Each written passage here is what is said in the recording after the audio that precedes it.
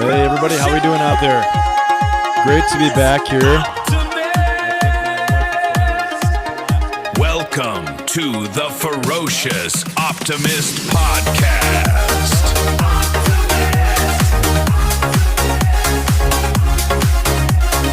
Welcome to the Ferocious Optimist Podcast.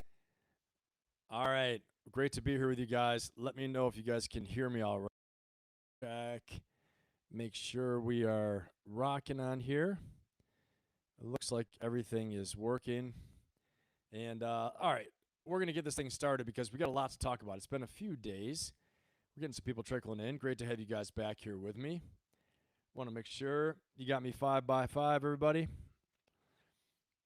Awesome. Let's do this. Okay. So we got a lot of stuff to cover today. I'm going to tell you that much. Let's do this, all right?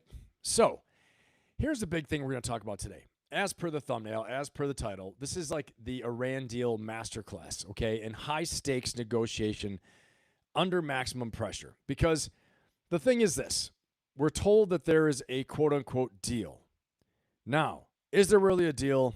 Is it just a memorandum of understanding? What's the difference? We're going to talk about that, okay? But on June 15th, the United States and Iran signed a memorandum of understanding to end the war that started 3.5 months earlier. And it started with the assassination of the head of state for Iran and a bunch of other people, a bunch of other leaders, and a blockade that shut down nearly 20% of the world's oil. Tonight, I'm not here to tell you who's right and wrong, okay? I'm here to put you in that chair of the decision-making because every move in this negotiation, every threat, every walkaway, every concession is a decision you make in your business, your boardroom, and your life, okay? Just with smaller stakes and fewer cameras, obviously. So this is the case study of leadership under maximum pressure. Welcome to the show. Let's get it going. I'm going to jump right into some shout-outs here and check in with the chat, make sure everything is going all right here. All right, you guys hear me now? It sound better? Okay, just want to make sure that we're all good. Got me 5x5 now, guys? Lady Ann, how about that? Better? Let's make sure it's going all right. All right, couple shout-outs here. What's going on, Lisa? Great to have you. Lady Ann, how you doing? Thanks for the mic check on there. Sounds like it's sounding a little bit better right now. Mark, what's going on, man? Good to have you. I will cover the opening again if you guys couldn't hear that. Let's see who else is here. Tyler, what's going on, man? Good to have you. Frosty, what's up, brother? Good to have you, Frosty. Wanwick, as always, my friend, my brother. Good to have you. Ruby, what's going on? Good to have you here, Ruby. Appreciate it. Jonathan, what's happening? Good to have you here. Going through. Okay, sounds better now? Okay, great. I'm going to jump back in. I'm going to cover that beginning again because I think it's just, something really important, setting the stage. But basically on June 15th, the United States and Iran signed a memorandum of understanding to end the war that started 3.5 months earlier. It started with the assassination of the head of state for Iran and a bunch of other leaders, right, through an Israeli airstrike and U.S. strikes, and the blockade that shut down 20% of the world's oil, basically. And tonight, I'm not here to tell you who's right or wrong. We're going to talk about decision-making, you in the chair, in negotiations, so we can do this as a case study so you can use it for your own life, your own business, your own situation, okay? Because every threat, every walkaway, every concession, if you're in these situations, and in your own life as well too, in your own situation, is a decision you make, right? You have to make these decisions, whether it's in business, in the courtroom, in your boardroom, in your life, in your relationships, whatever it may be, but just smaller stakes, fewer cameras. And we're going to do this as a leadership case study, okay? We're going to get right into it. So before we really get it going, I want you guys to take a look at this because this is the thing that really caught my attention as I've been watching this stuff, all right? I have been noticing that we said that the Strait of Hormuz is going to open. Let the oil flow, I think President Trump said. You guys tell me, does the oil look like it's flowing? You guys put it in the chat. Give me a 0 in the chat if you think the oil is not flowing. Give me a 1 in the chat if you think the oil is flowing. Okay, this is setting the stage right here. Because, awesome, Mark, I appreciate it. And so this is the stage that we are setting right here. Take a look. remember, the red triangles, these are the oil flow. This is the oil. Okay, these are the oil tankers. The green are cargo tankers. Ain't nothing flowing through there. Okay, this right here is a cluster of ships not going anywhere. Massive cluster around Dubai. Okay, massive cluster off the coast of UAE. Not much going through here, right? When we zoom in and we take a look. And let's look again. We zoom out. We're going to zoom out here in a second, but I want to get in the chat. You guys, give me a 0 if you think the oil is not flowing. Okay? Exactly. Frosty says 0. Tyler says 0. Lady Ann says 0. Mark says 0. Not yet. It's not flowing yet, right? So, and again, jump in our poll. If you haven't voted in the poll yet, the poll is up. And our poll states, Trump says the strait is open. Okay? The sis meant to be says. Okay, that was a typo. Trump says the strait is open. The trackers say it's empty. What's really going on? The deal's real. Choice A, deal's real. Ships just lag. B, it's theater. Nothing changed. C, too early to call. We have 50%, 50%. Some say it's just fake. It's theater. Nothing has changed. 50% say it's too early to call.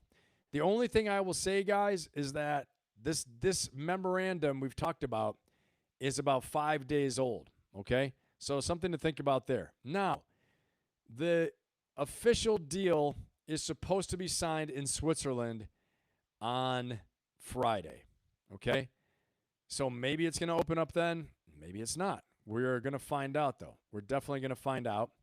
What we're going to find out, I don't know. Because as you'll see tonight, there are a lot of decisions to be made. There are a lot of calculations, okay? And again, the thing is that we're doing this as a leadership case study, okay? Not just going to sit here and, talk trash and gossip around, but really looking at this like, what's at stake? What are the vital national interests at stake here? And it's so important anytime you're in a negotiation, you have to be able to articulate what the other side's position is. If you don't know what the other side's position is and also what their interests are behind the positions, you're going to be in big trouble. So do we really know what Iran wants out of this? What do they want? You guys put it in the chat what you think. What does the U.S. want out of this? Well, I think we're going to find out as well, too. You stick around. We're going to take a look at some of the language in what may come out in this deal, which may actually be more about protecting the U.S.'s public perception at home for what's happened, and also for Iran to save face and protect its public perception at home. A lot of the language here may deliberately be about making sure both sides get to have that popular support at home, okay? So let's go ahead, let's check this out. But before we go any further, I'm going to jump right into a little scene setting video, okay? And this is coming out of Al Jazeera. I like to use them sometimes because they're regional, local, and it's alternative reporting to what we're used to in a lot of the major news media outlets, okay? So let's listen to this. Let's just remind you of where things stand at the moment. The Memorandum of Understanding is a policy framework rather than a peace treaty. It means it's not legally binding. Washington and Tehran electronically signed the agreement on Sunday. The framework's... Okay, that's not bad progress right there. We're saying that... not bad progress at all, saying that they signed electronically the agreement on Sunday, okay? So that's even better than I originally thought, right? And give me a 1 in the chat, guys, if you knew that they electronically signed it on Sunday, and give me a 0 if you didn't know that. Because some of these things are new things right here. So Juan Wick says market manipulation, price of oil did drop immediately after he said that. Yeah, 100%. 100%, Juan Wick. We're going to talk about that too. That's a great, great point. Hey, I'm grateful for the price in gas going down, but I'm concerned that 2 months from now there's going to be a massive whipsaw backlash because nothing has actually changed. Okay. Yeah, I did not know we signed this electronically on Sunday, so I'm learning this with you guys right now in the course of my research, getting ready for the show. Okay. Let's learn together right here. Okay, so Memorandum of Understanding is a non-binding policy framework. That's what was signed electronically by both sides. Who knows? Who knows actually who's in Iran signing this, right? Is this just some dude over there? Who knows? I don't know. Okay, we're going to see. The real test to me is Friday in Switzerland. Friday in Switzerland, President Trump's supposed to sign an agreement with them. I'm going to tell you, if I'm a betting man, I don't see that happening. But we are going to look at a betting man and betting men and women. We're going to look at betting men and women, and I'm going to show you where we're going to look at it. We're going to come right over here to Polymarket and check out the screen. We're going to look at Polymarket odds on an Iranian peace deal being signed, okay? We are going to look at that later, but not right now. We'll go back to what we were just watching. Okay, here we go. Washington and Tehran electronically signed the agreement on Sunday. The framework's expected to be signed physically in Geneva on Friday. Under the framework, and upon signing, the US will end its naval blockade on Iranian ports and the Strait of Hormuz will be reopened. To discuss this further, we're joined now. Okay, so that's what they're saying. On Friday, if we sign it, Strait of Hormuz is going to get opened, okay? And they're saying, what else we don't know, though. That's the biggest thing. Let's listen to this for a minute. By Mohammed Islami, a research fellow in Middle Eastern and North Africa studies at the University of Tehran. He joins us from the Iranian capital. Mohammed, thanks again for your time. Iran's response to the details of this MOU being leaked is that it contains some deficiencies. What might be missing, do you think?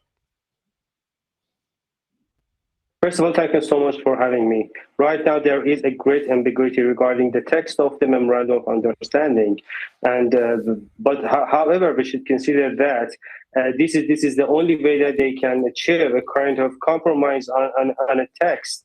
So right now, both parties in Washington and Tehran have the capacity to frame it as a kind of victory after the negotiations, after signing the Memorandum of Understanding. Okay, so there it is. You hear what he's saying. Both sides have the ability right now to frame this as a kind of victory, okay?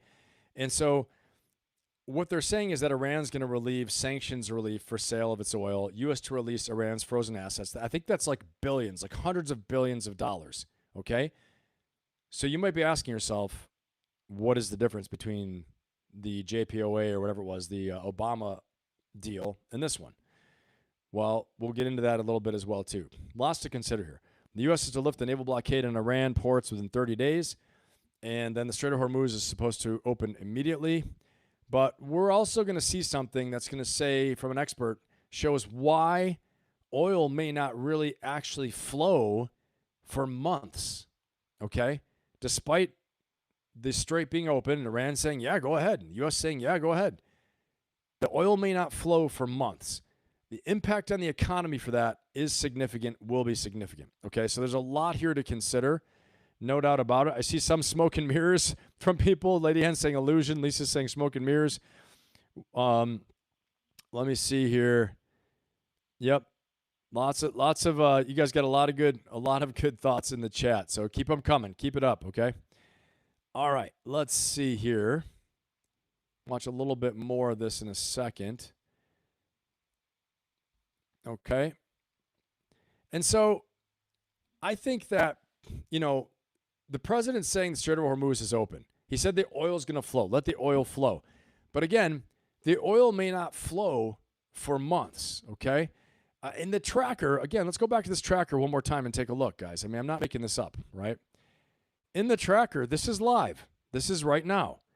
And there is nothing happening. There is no movement at all right? I can move through different types of the map. Let's go through different types of the map, okay? We don't see anything. Here's the satellite map. This is actually satellite, nothing, okay? And just to get different contrasts, different looks on it, nothing is moving, okay? This is updated all the time. Let's see what kind of filters we can put on here. Let's go with oil tankers. No, they're on there. Okay. And again, nothing's happening. There's nothing moving. I really would have thought that when he said that, all of a sudden we're going to see oil moving. But I'm going to show you why. Actually, we're going to watch something here that's going to say how oil may not actually move for a long time, okay? Juan Wick says unconfirmed in the deal is $300 billion to rebuild Iran. Right, exactly. What's going on, Buff? Good to have you here. Yeah, it's crazy stuff. Unsecure signal. Didn't a majority of our refineries get hit? They might have. They might have. I'm not sure. We'll have to check it out. If you research it real quick in ChatGPT, throw it in the chat so we can see it. Okay, guys, don't forget about our poll. Our poll is Trump says the strait is open. The trackers say it's empty. What's really going on? 50%, still 50-50. It's theater. Nothing has changed. It's too early to call, 50%. Most people leaning right there. Okay. Buff, this entire deal hinges on Israel leaving Lebanon 100%. They are not going to. And they have already said they are not bound by it. That's right, Buff. Exactly. I just saw a video on that. I don't know if I have it in here. I saw some information on that saying that, yeah, they're not leaving. Israel's already said they're not leaving Lebanon. They're leaving troops there. It doesn't matter. Okay. I don't think it's going to happen personally. I'm just saying that. But we're going to, again, this is a leadership case study. This is what we're doing. We're not just going to sit here and talk trash. We're going to actually get something out of this for ourselves. Okay. So we can take and use this in our own lives and our own decision making. All right. And let's roll. Okay. So before we go much further here, I want to show you guys this. I think this is important. Hold on a second. I'm trying to find a video. Yeah. Let's watch why actually the oil may not flow. Check this out. How quickly will flows through the Strait of Hormuz return to normal? Do we have an answer for that? The answer is it's going to take months and not until the end of the year. Let's say the ceasefire, it works as planned on Friday. All right. Who else thinks that's crazy? Give me a 1 in the chat if you think that is crazy, that oil is not going to flow, as he's saying, for months or until the end of the year. Guys, give me a 1 in the chat if that's nuts. To me, that was nuts. Okay? Okay, that's what Mark says. What's going on with shipping podcast is covering Hormuz extensively. Highly recommend. That's a great idea. Thanks for sharing that, Mark. But give me a 1 in the chat if you think that's crazy, that we actually won't see oil flowing until the end of the year. Okay? Why are we covering this? Here's the thing.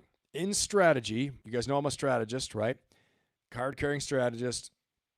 In strategy, the first thing we need to do is analyze what the context is. The context is the situation, okay? The situation basically of what's the situation with Iran? What's the situation with the United States? What are the interests of both parties? What is the political situation? What's the warfare situation? What is the Iranian order of battle? How much damage have they sustained? What's the U.S. situation militarily in the region? You know, what other engagements does the U.S. have?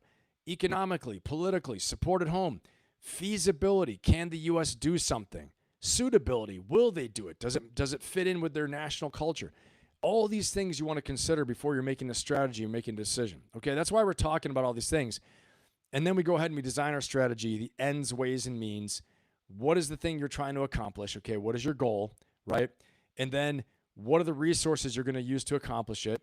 And then how are you going to go about actually doing it? Okay, those are the ways, all right? So that's why we're talking about this, because you got to know the situation. What is the context? What's the situation? And then we make a decision. So what? What are you going to do about it? In life, one of the most important things in battle, business, and life, right? If you're in business, if you're in life, whatever you're doing is you see something, you say, okay, I see what's going on. I look at the facts, and then you have to make a decision. What does it mean? What does this thing mean that I'm assessing right now? It's the same thing in leadership for Strait of Hormuz, same thing in leadership for warfare, for business, whatever. And then you say to yourself, so what am I going to do about it? The last thing is, what am I going to do about it? Yeah, I see a lot of ones. Ruby says 1 with a crying face. Joshua George says 1. Frosty 1. Mark says 1. Tyler says 1. Lady Ann says thank you. Joshua says Obama had better Iran deal than Trump. Shouldn't pander to Israel. We're going to see. You might be right. You're going to see. We're going to see. As I've heard it, the only difference may be that we pounded the hell out of Iran's military, right? But there's always, it's like karma. Things come back to you. The energy you put in comes out to you, right? So, I'm not wishing those things at all. And I also know strategy pretty damn well, geopolitics. I'm a military person, career Marine, right? So the thing is, you just have to think, if the Iranian regime survives this, what's their plan going to be 5, 10 years from now, 15 years from now? I think they'll be seeking for some type of payback eventually down the line. And you guys give me a 1 in the chat if you think that eventually down the line, if the Iranian regime survives, their decision will be, well, somehow, some way, we need to strongly benefit from this and possibly even get revenge. Okay, I don't know. Those are all calculus. It could happen. But again, let's look at the decision-making process. Let's look at this as leadership as a case study. Let's watch a little bit more of this video because I think this is very good. Again, where we are right now is that the oil flow will not begin for a few months all the way to the end of the year, possibly what this guy is saying. Let's listen. It would be probably by the end of the year, you could even begin to talk about a resumption to normality. And the idea, though, is you'd have that flush of the 60 million barrels that are caught inside come out. Maybe it's 60 plus million barrels. And if you're drawing on average 6 million barrels per day right now, that means you would cover 6 days or 10 days of inventory draws. After that, you still have the other problem. So before we can answer anything, you got to answer, how do you get the ships to want to go back into the Gulf? We have not answered that problem yet. How quickly will flow? That is a big, big question. How do you get the ships to want to go back in, right? I don't know the answer to that. Honestly, I think when you look and see the price of insurance has gone up so much, okay?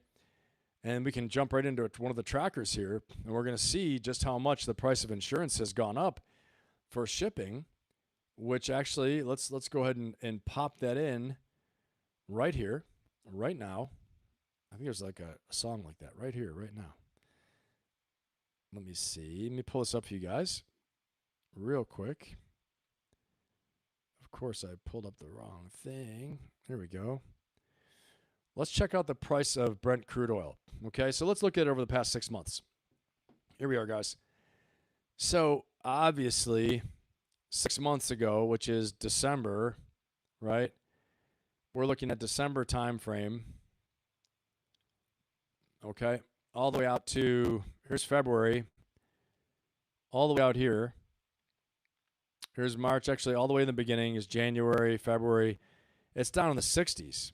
Down even in the 60s in the beginning of February and January. War happens, spikes up to 108, 109, 114, and now it's dropping again now. Juan Wick mentioned it about the manipulation in the marketplace, okay? You've probably seen it impact on the gas prices at home. Hey, these are all good things. No doubt about it, good things, right? The only thing I get concerned about is that it won't last. If we don't get that agreement signed on Friday, actual agreement signed, that we're going to see it spike back up. And again, what the experts are saying, that the oil flow actually won't take place for a few more months. Okay? Even if everything gets signed, because there's fear in the oil companies, there's fear for how much the insurance is. The insurance providers, that they will not insure these ships going through. Okay, don't forget about our poll, everybody. And also, if you're new here, welcome. Welcome to the best chat in YouTube. And don't forget to like, subscribe, and share. And while I'm at it, we got to give a shout out to our awesome, amazing chat. Best chat in YouTube, guys. Fire this thing up right now. Give yourselves a round of damn applause.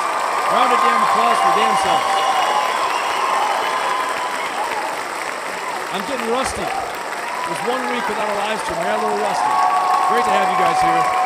Absolutely awesome. And I also want to reinforce and go even more cheery for our members. This is for all our members out there. I appreciate you guys. All our members, our bronze, our silver, our gold, and our 1 platinum member. I appreciate you. Thank you so much for your support. It means a lot. You guys are the best. And again, big shout out to our members. Thank you. All righty. And if you're interested in the chat, speaking of membership, if you're watching this leadership decision making right now, we're learning, all about negotiation, context, ends, ways, and means, all these things. Well, I'll tell you what I do inside my Ferocious Optimist coaching membership. The link is in the chat right now. Okay, I've got a brand new webpage for it. Click on there and check it out. Okay, I can explain things pretty well. But what I do is I take all this and I break it down into my 6 forces methodology. Okay, the 6 forces that will change your life. 6 forces that allow you to make massive change in battle, business, and life, okay? And if you've been to my Saturday seminar, you've seen the 6 forces and what those are. I'll name them really quickly. Identity, mindset, your relationship to fear, energy, the environment, okay, and purpose. All right, your purpose and mission. Those are the 6 forces. So check that out. Link is in the chat, in a pinned comment by me in the chat. All right, guys, let's keep on rolling here. Again, like I said, we got a lot of stuff to cover, a lot to talk about here. And again, great to have all my members here in the audience, all our members. Great to have the best chat in YouTube in the house. If you're new here, please subscribe. Join the best chat in YouTube. It's not me saying it, just me saying it. So many people, when they visit here, say, damn, this is the best chat in YouTube, best people, smartest, coolest, all this stuff like that. Okay, chat's always on fire. You guys are amazing. It is great to be back with everybody. All right, so let's lay out some more of the facts. We're laying this out very clearly right now.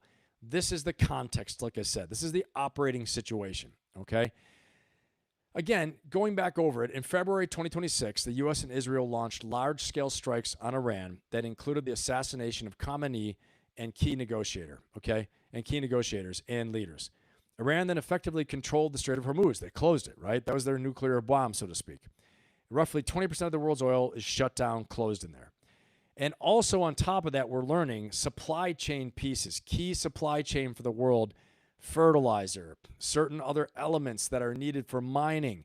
All these things have an impact on agriculture, could cause some type of famine. Lots of concerning things that are being hemmed up and closed down, shut down, the supply chain, the supply flow being disrupted. Okay, so it's not just oil. And then the U.S. blockaded the Iranian ports in response. The turn came when both sides agreed to the framework, to sign this framework this weekend. They digitally signed it, I guess. Okay, and then there's also, before that, the ceasefire, which has been going on nearly forever right now. Ceasefire that never was a ceasefire. Put a 1 in the chat if you don't think that was a ceasefire, okay? I just want to see where we're at. That was not really much of a ceasefire, I will say, okay? Frosty says the oil companies are producing less and rolling in the money. Yeah, that's what I hear. Oil executives are rolling in it. You know who else is rolling in it? Putin and the Russians, right? So when that changes, I think that's going to maybe possibly be a big impact on Russia's ability to fight the war. Because as oil prices go up, they make money. Yeah, absolutely nuts, right, guys? I see, yeah. Juan Wick says 1. Jonathan says 1. Frosty says 1. Ruby says 1. All right. Yeah, so there's a lot there, right? And so nuclear talks will follow. I don't know if they're going to be in this agreement. I think President Trump says we're going to get the quote-unquote dust. I've heard it's actually not dust, okay? But you got to remember that every high-stakes negotiation and leadership decision begins with an assessment of the brutal facts, right? A brutal, honest assessment of the board, not the board you wish you had, but the one you're actually playing on and the pieces that are on you, the one in front of you, okay? This is environment. In my 6 forces, this is environment. And it's also your identity, your values, what's important to you, and then the environment you are dealing with, the operating environment you're in, okay? Personally, that environment is your mental environment, your emotional environment, your physical environment. At the geostrategic level, these are the chess pieces on the map. The opposition, okay, your enemy, your competing countries, the market, political support at home, all these different things, okay? So you don't choose the conditions. Remember that. You can shape the conditions for sure by your actions, but you have to be able to choose the response. You get to choose the response, right? So let's talk about this now, okay? First of all, the U.S. position has shifted dramatically, all right? This is very important, from unconditional surrender to ultimately permitting low-level enrichment, possibly. Let's see about this, right? We said low-level enrichment for energy purposes, which is a full reversal from demanding the program be dismantled. We can remember when we first started this war off, we even talked a lot about regime change, okay, that the Iranian people should be able to overthrow their government. None of that has happened, right? For Iran's position, Iranian officials, 1 second, I'm going to jump out of this. You guys, we are not in this anymore, okay? But for Iran's position, Iranian officials publicly framed this deal right now and other deals as a victory. Victory for them really just meant survival. That's it. Both sides are now claiming a win, okay? This is, I think this has the potential. It has the potential for a durable agreement when both sides are claiming victory. But we don't know if anything's going to get signed. And on top of that, as some of you have noted in the chat, with Israel still being in Lebanon, Iran has said that's no-go territory. So even as early as Monday, as not as close as Monday, right? As recent as Monday, Trump was screaming at Netanyahu again, saying, you have no effing judgment, okay? So there is the complicated third party in Israel. They're not directly involved in negotiations, but they play a massive, massive role in the outcome, okay? So here's the thing. In life, in business, in battle, and anything you do, the table you negotiate at is never just two sides. There's always another side, okay? The deal in the room is shaped by the stakeholders who aren't in the room, all right? So sometimes there are going to be people that can influence the whole process that aren't even in there with you. You just have to know that, and you got to be able to name who that person or that organization is in your life right now that is having an impact on what you're trying to get done, but isn't actually in the room with you, so to speak, okay? Or in direct contact with you right now, okay? So let me ask you guys this directly, all right? And just give me your answer. In your last big negotiation or your last big decision you made, maybe it was for a raise, for a contract, a partnership, a deal, a sale, something maybe at work you had to do, okay? That was, you working out how a project was going to be handled. Did you know the other side's real condition to win? Do you know what their real interest was? Okay? Not the one they're saying, but the one below the surface. Or did you assume what it was? Maybe you thought it was just money. Maybe you thought it was just them saving face. What do you think it actually was? All right? Put it in the chat. I'm going to read it out and we'll talk about it. Okay? We'll chat about it a little bit. All right? Let's check out this next video though. Because again, we want to get to the bottom of this. We'll actually start out here. We'll see. Any ships yet? Nope. No ships moving. Imagine that. So, of all things, it's very interesting, but I got to bring this up, guys. I got to bring this up. Who knows that? Give me a one in the chat if you knew that the Pakistani prime minister was the one who announced this deal. Okay? So, guess what? Is there a scapegoat there? Give me a one in the chat if you knew the Pakistani prime minister announced this deal. He's saying that we've reached a deal. So is there an off-ramp there? Give me a one in the chat if you knew that, okay? And then the question I have is, if the Pakistani prime minister is the one who announced that there's a peace deal, okay, is there an off-ramp where President Trump could say, oh, well, they said it was working, okay? Even if they signed it electronically. They said it was going to work. Pakistan must have messed this up. The mediator messed it up. Mediator got it wrong. We didn't get it wrong. Iran can do the same thing, right? This is the ability to blame a third party so both sides save face, okay? Yeah, Juan Wick, I wasn't paying attention to it, but when I start doing the research and start putting everything together, Buff says 0, Lady N says 0. Yeah, Mark says 0. Yeah, Pakistan's the one that announced it. Again, I get down to it, decision-making, negotiations, saving face. In negotiation, there's something called a process interest, okay? And a process interest means you have interest in how the process of negotiations gets carried out, okay?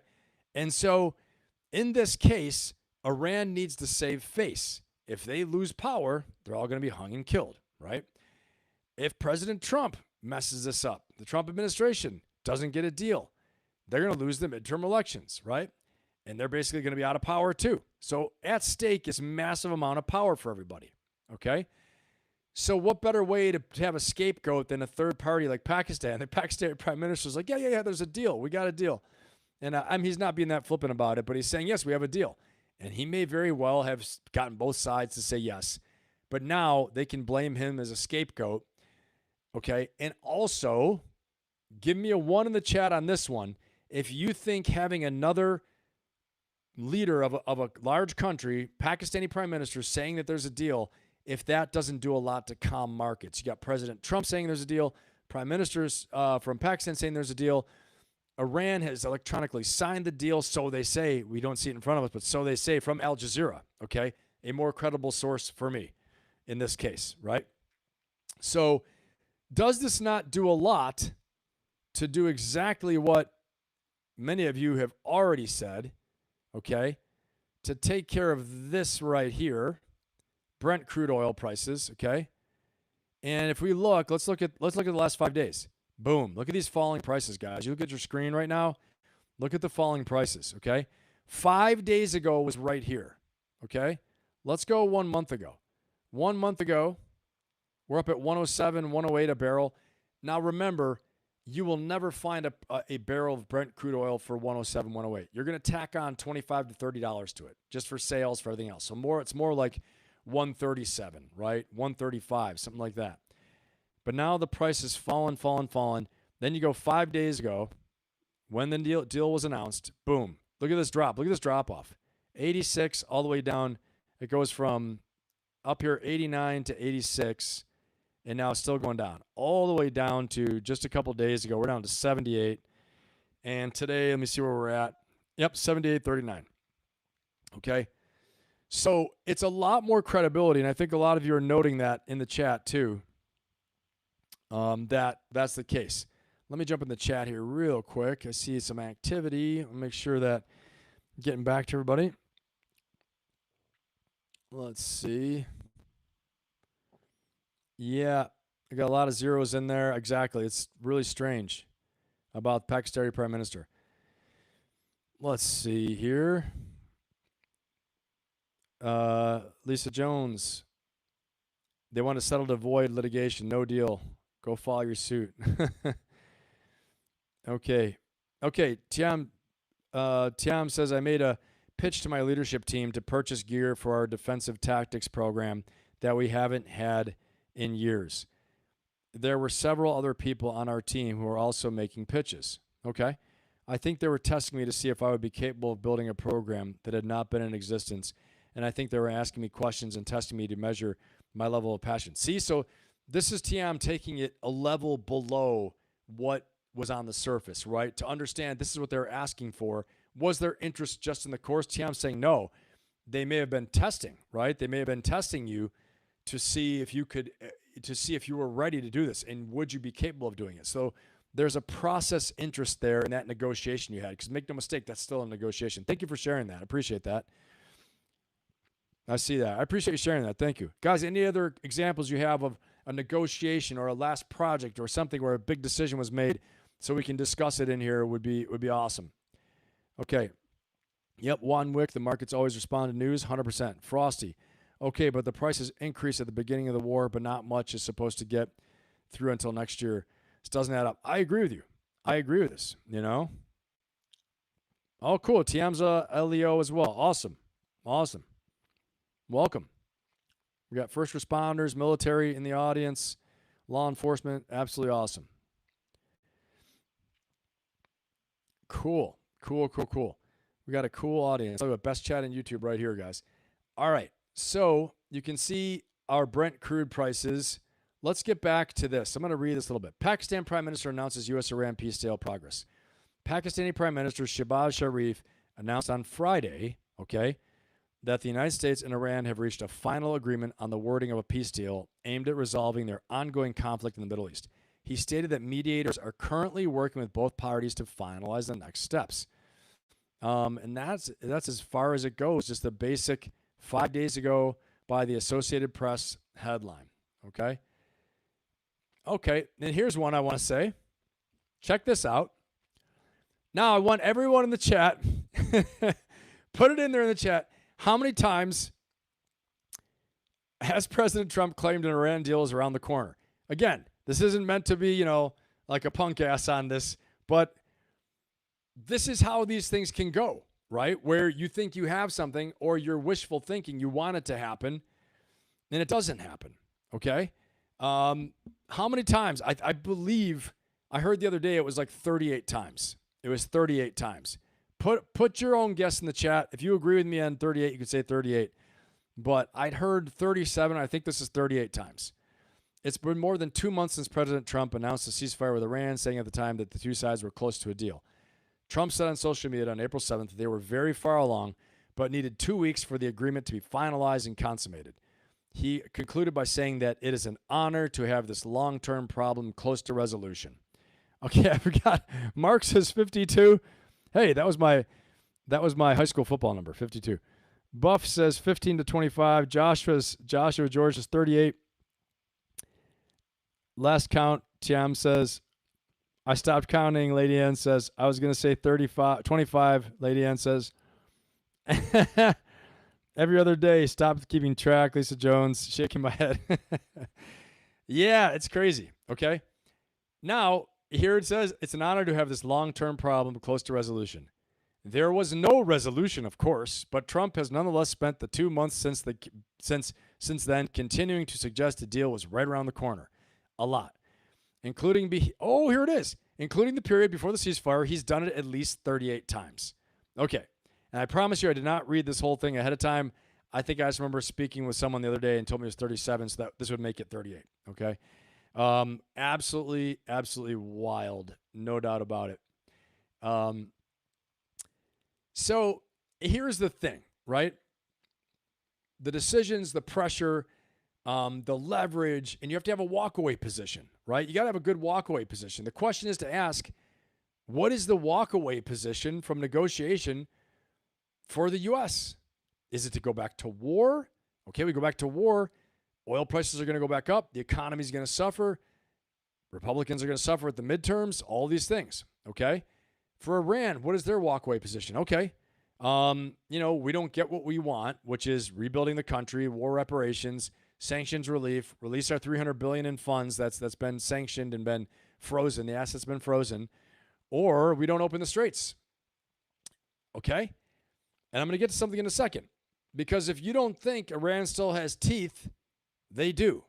They do. Okay, I'm going to get there in 1 second.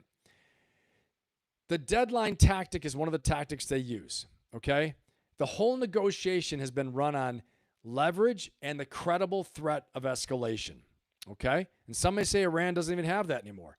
Well, if you don't think that they still have the ability to attack and to do something, I'm going to show you a little video that shows actually today, I believe they actually tried to stage an attack. Okay? Now, this is an Israeli site, TBN Israel. Okay? So, would it be in their interest to promote this propaganda? Yes, it would. I know that. I'm saying it up front. That doesn't mean it didn't happen, though, because they're going to try and report things that would show how there's no deal going to happen. Okay? So, check this out. Here we go.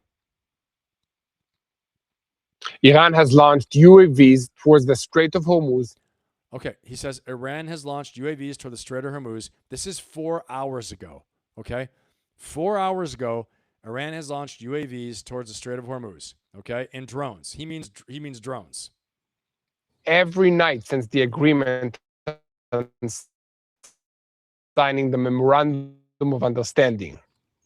2 days before the signing, Iranian tankers are already passing through Hormuz. And in Israel, we already know and we are preparing. The agreement between Iran and the United States will not hold. Okay, so is this them wishful thinking the agreement will not hold? Okay? Or is this them really thinking it will not hold? Well, Iran says that Israel has to play nice and has to pull out of Lebanon, right? In order for the deal to hold. But he's saying we already know in Israel this deal will not hold. Well, is that because you guys are going to do something to break it? You see what I'm saying? There's a lot here. Remember I told you about the third party. The one who is not at the table negotiating can ruin your negotiation, okay? I'm going to jump in the chat, see what you guys are saying in there. But there's a lot. There's a lot to consider. Let's see here. SRP Valkyrie's up in here. What's going on? Good to have you. The RGC does not care about the people. Trump needs to... Our SRP Valkyrie says this. Trump needs to, regardless if he wants to, that gave him a clear advantage of Hormuz. Okay. Hey, all here for just a bit. Good to have you. Oh, man, you're going to watch them in FIFA. Okay. Good to have you right now. Empanadas are down. Awesome. No, exactly, Wanwick. Israel will never play nice. So, but I want you guys, again, we're not just doing this to talk trash. We're not just doing this to, look at the news. Look at this as a leadership case study, okay? See where in your own life you can learn things from this negotiation. Is there a third party out there that's trying to mess up things you're doing? Okay. And you got to be able to deal with this. It happens. Okay. These things happen. It could be a coworker. It could be another competitor. It could be an employee in your company. It could be a peer. It could be all these things, right? Something to talk about here. That's when you got to lay down the law. All right. Okay. Let's keep watching this because I think this is a pretty important one to watch. Here we go. It is a ticking time bomb that could explode at any moment. Is Trump against Netanyahu? The relationship between the United States and the Prime Minister of Israel, Prime Minister Benjamin Netanyahu, continues to show signs of public tension. On Monday, Trump just said, you must be out of your effing mind. You have no effing judgment, okay? Because they attacked again. And I don't think I pulled up videos here or information, but already, here we go. Here we go, right here. This is why. Guys, take a look at the screen right here, okay? Again, this is an Al Jazeera source, okay? Al Jazeera article. But Iran Foreign Minister Aragachi, whatever his name is, no end to war without Israel withdrawal from Lebanon. Now, Israel said there's no way they're withdrawing from Lebanon. They're going to have troops there, okay? They're already going to have troops. So let me see what you've got in the chat before I play this. Make sure I'm tracking with everybody. What's going on, Jasmine? Good to have you here. I don't think I saw you here before, Jasmine. Welcome. Oh, Nick, what's going on, man? Good to have you, Nick. I just saw you there. Awesome. Okay. So check this out. Let's watch this right here, guys. So here's what Iran's saying, though. During the first round, the most important topic at that moment were the announcement of the end of the war, and accordingly, and since the start of Monday morning, after reaching the agreement Monday, Tehran time, the announcement of ending the war was released, but the official start of the memorandum of understanding will be on Friday. Okay, so the announcement was on Sunday, but the official start of the memorandum is on Friday. So we got to see, guys. We got basically 48 hours, right? 48 hours, and maybe that's why the shipping, the oil is not flowing in Hormuz. Maybe that's why, okay? And let's go to our poll really fast, and we're going to listen to the rest of this, because I think this is pretty important. You got to get, direct sources, right, from the government officials, from the official policy statements. You can say all you want, the people are lying and all that. But let's see here. Okay, if you haven't voted in our poll yet, vote in our poll. We got 23 votes. Trump says the strait is open. The trackers say it's empty, okay? And if you didn't see the tracker saying it's empty, if you just joined us, I'm going to click back over here really quick. This is what we're talking about in the poll. So if you're looking at our poll, there is no oil flowing, guys. The red triangles, red markers are the oil shipping containers, right? These are the oil cargo ships, the oil tankers. I don't know how to say it. Oil tankers. The Strait of Hormuz is empty, except for little tiny things here and there, okay? That's I can click on them and see what it is. Strait Patrol. There's destination. This is IRGC Strait Patrol. Okay, that's all that's there. U.S. Navy ships are out here somewhere, okay, in this area. But look at the big glut of oil tankers around Dubai, in the middle of the Persian Gulf, waiting off the coast of Oman, okay? And further out, all the way down here, okay? There is no shipping. That's why I say nobody's moving. On my thumbnail, it says nobody's moving. Here's why I'm saying it, because nobody is moving in the Strait of Hormuz. Oil's supposed to be flowing, but it's not. Again, this has big market implications saying that, but that's why we're saying what we're saying, okay? Let's get back over here to our video in 1 second, but I'll make sure I'm in the chat. See what everyone's saying. Okay, SRP Valkyrie, new definitions of whiplash. Sunday, peace deal. Monday, memorandum of understanding. That's it exactly, SRP, yep. Tuesday, terms come out, and it's looking bad for us. Wednesday, Iran sends drones, and we say we may resume. Yes, thank you. That's a great summary right there. This is why I'm saying they've attacked with drones. They're sending drones up, still fighting. There's never really been a ceasefire, right? Thursday, flesh-eating crabs from space. Maybe. Thank you, Jasmine. That's right, guys. Like, subscribe, and share. I appreciate you guys. Again, welcome to the best chat in YouTube. If you aren't there yet, you haven't subscribed yet, please subscribe. I'm always surprised to see how many people are not subscribed, how many new viewers and unique viewers come and go, or, they're recurring viewers but not subscribed, because YouTube gives you a lot of those stats and all that stuff. So come on in. Water's fine. No one's going to hurt you, right? No one's going to steal any of your information, anything like that. Let's watch a little bit more of this one. The announcement of putting an end to the war was announced Monday morning. This is very important, and it has been mentioned in the memorandum of understanding. This will be lasting. We need to end war. War will be ending everywhere on all fronts, including Lebanon.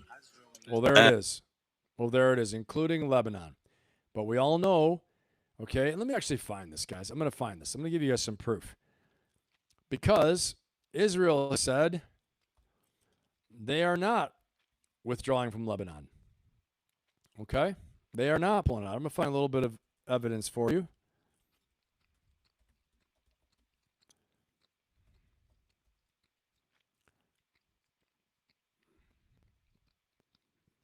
There we go. Right here, guys. There's lots of it. This is 2 days ago. That will work. Here we go. Let's watch. As Washington and Tehran appear to be on the verge of sealing what could become one of the most consequential peace agreements in decades, a new and potentially explosive crisis is erupting between the United States and its closest Middle Eastern ally, Israel. What was being hailed as a historic diplomatic breakthrough is now facing a powerful new challenge. Israeli Prime Minister Benjamin Netanyahu is reportedly refusing to accept key Lebanon-related provisions embedded within the emerging U.S.-Iran agreement, setting the stage for a high-stakes confrontation that could shake regional diplomacy and test the limits of the U.S.-Israel alliance. Bottom line is they are not withdrawing from Lebanon, okay? Not to keep on playing the video for so long, but they are not withdrawing from Lebanon. Guys, tell me in the chat what you think there, okay? We are going to... Hey, what's going on, Cedric? Great to have you, man. Welcome, Cedric. Israel and Trump. Interesting, yep. Friday, new UAP file released. Oh, yeah. If you guys haven't seen my latest UAP video, it's only 5 minutes. Check it out. It's a very quick insight. Okay, little quick vote for this little quick advertising for this video. But I talk about, with documentation, the release of a secret file from the CIA, okay, which they talk about a training program, education program, using some of the top psychiatrists at the universities in the United States to create a mass disinformation training program and debunking program. Guys, it's in there. Check it out. It's 5 minutes long. Go in there, watch it, like it, because you're going to like it, okay? And it's only 5 minutes. I mean, literally, I tried to make it as quick and succinct as I could. It's got some cool little video clips, so you don't have to search around and watch every video out there. I explained, to me, the most important part is the fact that we have evidence that the CIA was trying to make these people not believe what they saw, right? And also trying to debunk any UFO things. So, yes, for 70 years, they have had a active cover-up program, debunking program. Now, do they have a good reason? They kind of did, because they were worried it would create mass hysteria, and they had done a scientific panel. It's all in there in a secret document, that they decided it was not a threat, a physical threat at this time. And the bigger threat was if the Soviet Union found out, they would try to create hoaxes and things in order to get mass hysteria in the U.S., and they might use it to their advantage. And so that's why they did it, but still, they did it, okay? So check that out if you haven't seen it yet. It's very, very cool. if I do say so myself. Okay? That's it. Book them, Dano. That's it. Check it out. All right. Let's watch a little bit more of this video. I think this is amazing, but we got to get into our next poll here in a second. Go back over to the Iranian foreign minister. Listen to him. Okay. But I do want to ask you guys as well, too. I want to ask you guys, if you haven't voted in our poll yet, vote in the poll. But I'm going to get a new poll here in 1 second. I'm going to end the poll. Been up for about an hour. Okay, people still voting. That's good. Final poll is posted. New poll right now. Will Trump physically sign an agreement on Friday? I feel like we're Polymarket. We're like Polymarket betting right now. Yes. No. It will be delayed by a week or more. A week or two. And the last one. Okay.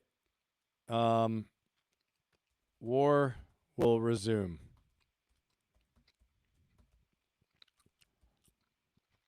Because of Israel. All right. New poll is up, guys. If you haven't voted yet, vote in the new poll. If you haven't voted in the other one. Okay, Cedric. By the mid or end 2027, we will get results from NASA's new telescope. A telescope with 300 MP camera or more, capable of doing in 5 hours more than Hubble did in 30 years. Whoa, cool.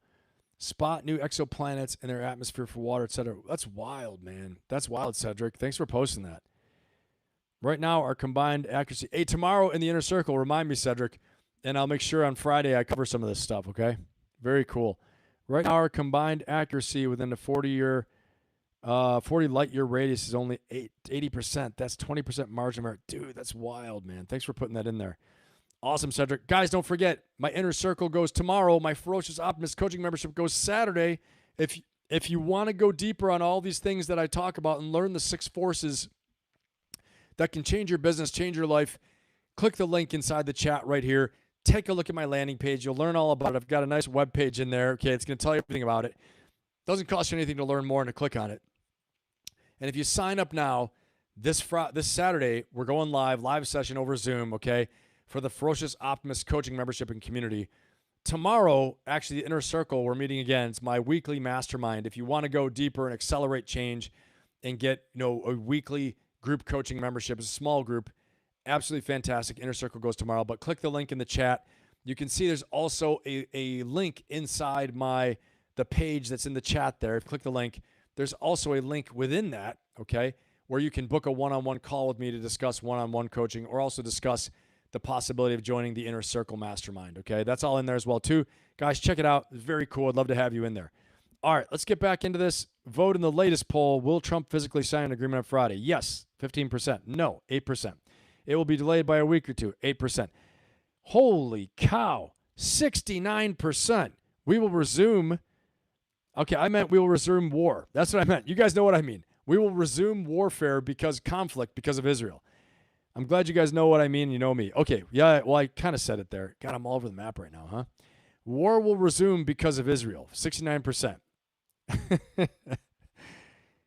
I got to catch up to myself. I'm going so fast. All right. Jasmine says, I didn't even know NASA was making this telescope. Just wild. It is wild, right? That is wild. All right. Before we go totally into NASA mode and UAP mode, we're going to get back into this. Let's listen a little bit more to Iranian foreign minister and what he's saying here. And due to the relations between war in Lebanon and the aggression of Israel on South Lebanon and the war on Iran, these two fronts, Iran and Lebanon, are quite connected to each other. And since the very first day, the Islamic Republic of Iran has considered the end of the war in Lebanon is quite connected to putting an end to the war on Iran. Okay, guys, there it is. There it is. The war is quite connected.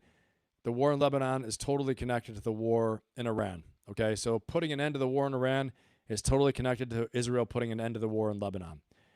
They have, planted their stake in the ground there. They planted their flag.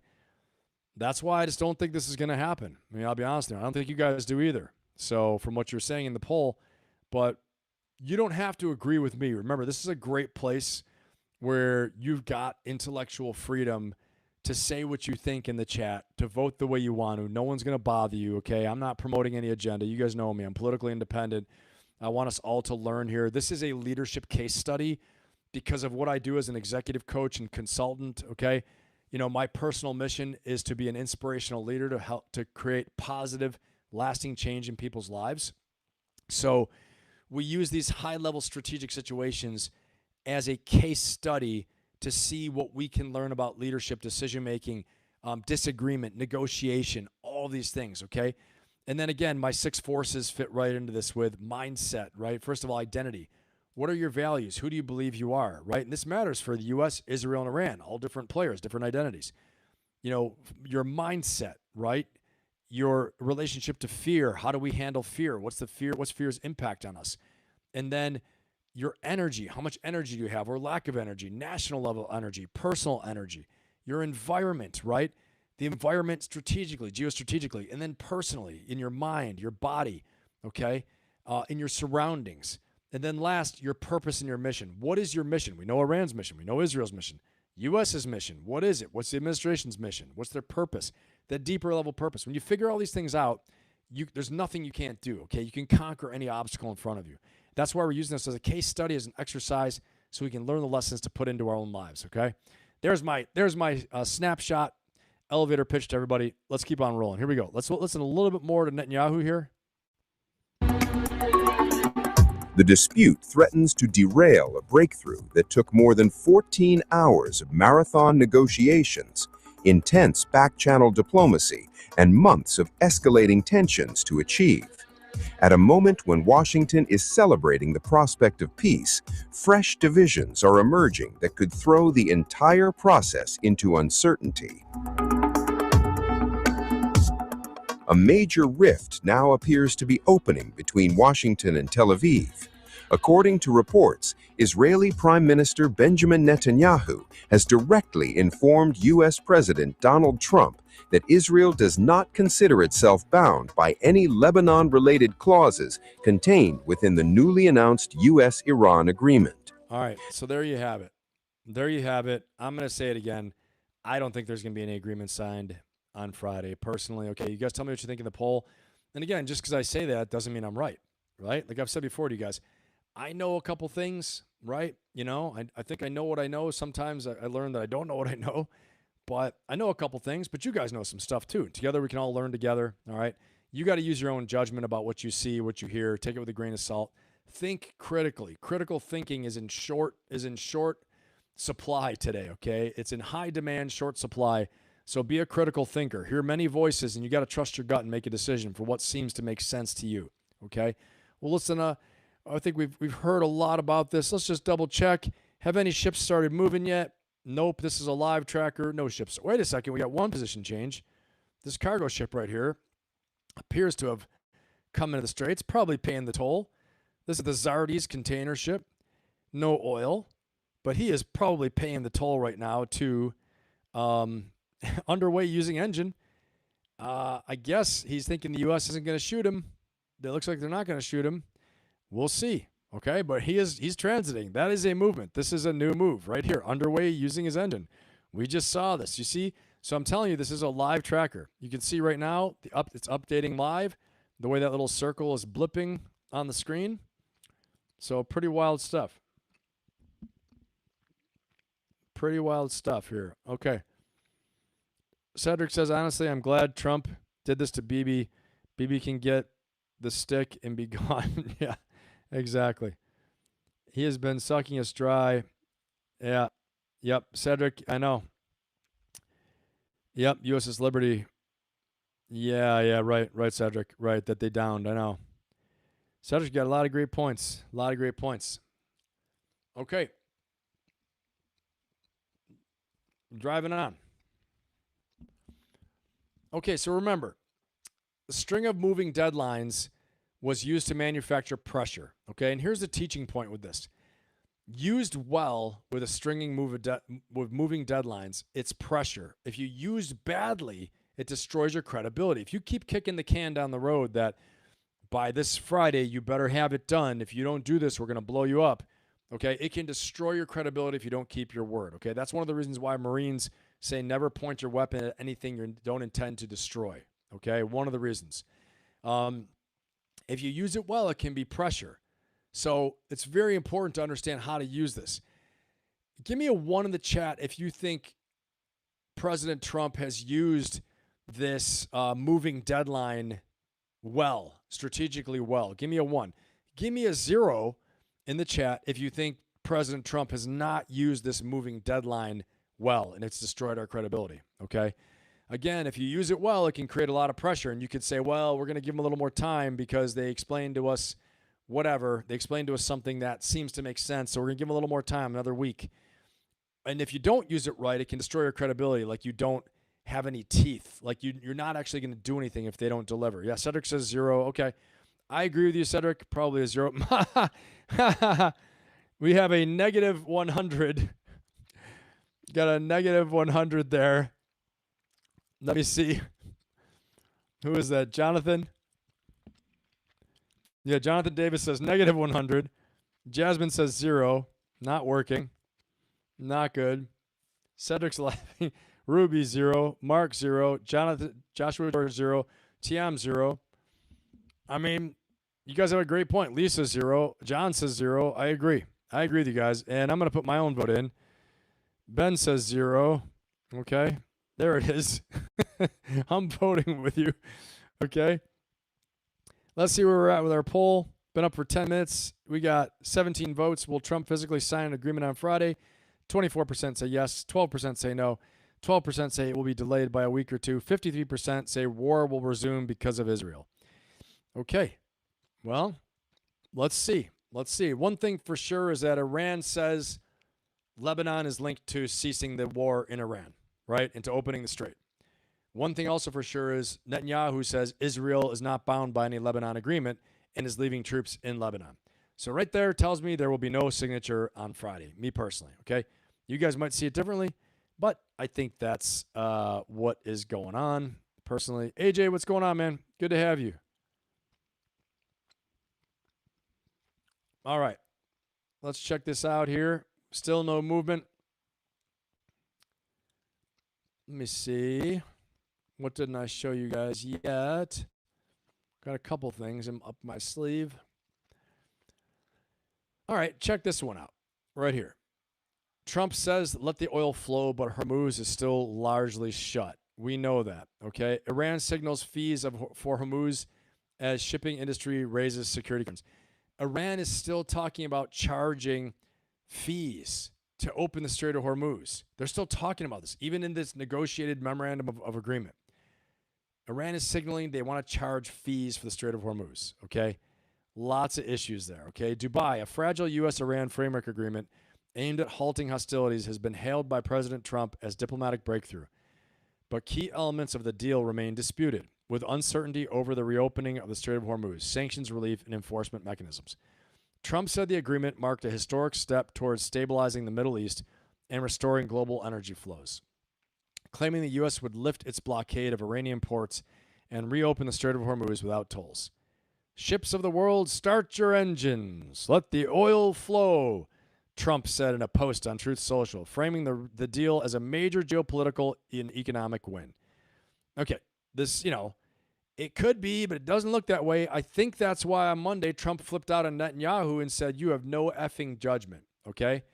So, yeah, it could have been a big win, but, it's not because you got the third party. You got the third party right there, okay?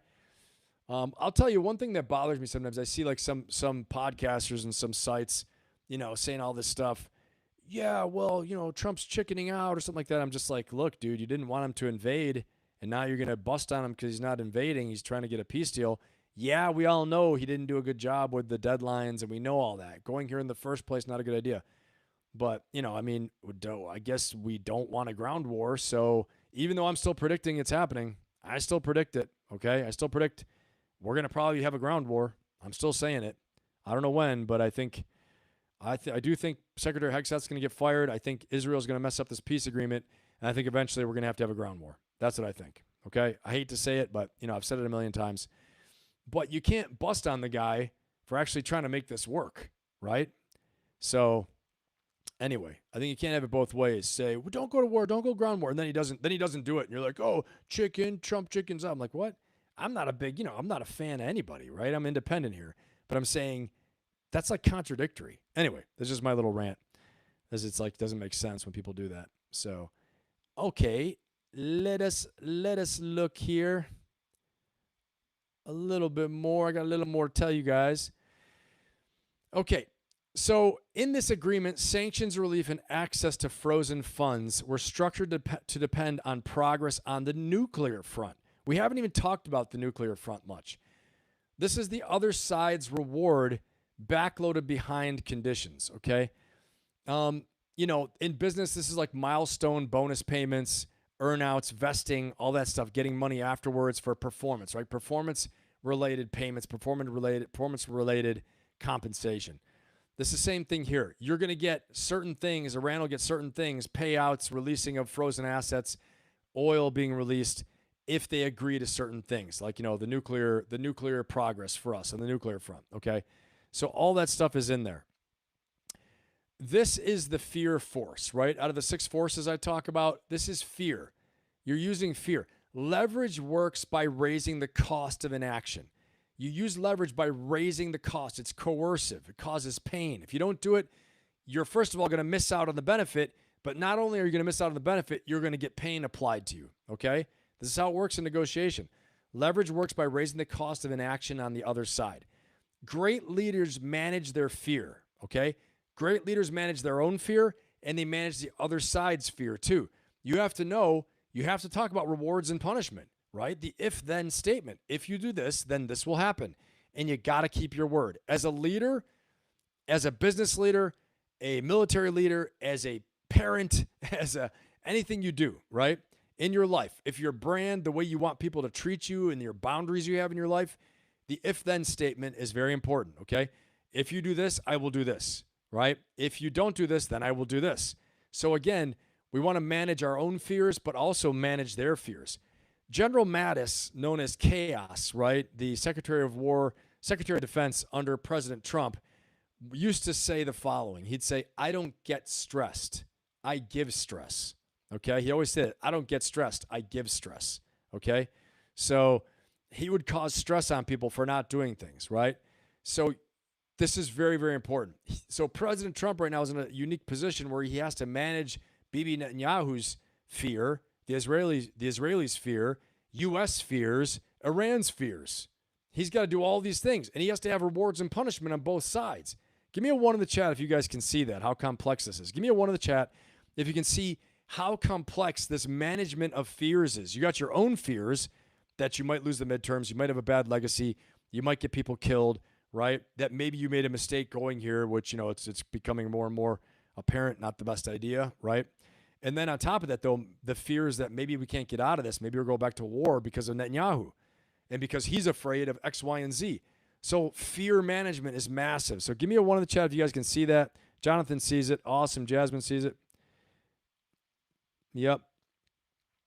A lot to talk about here. And remember right here,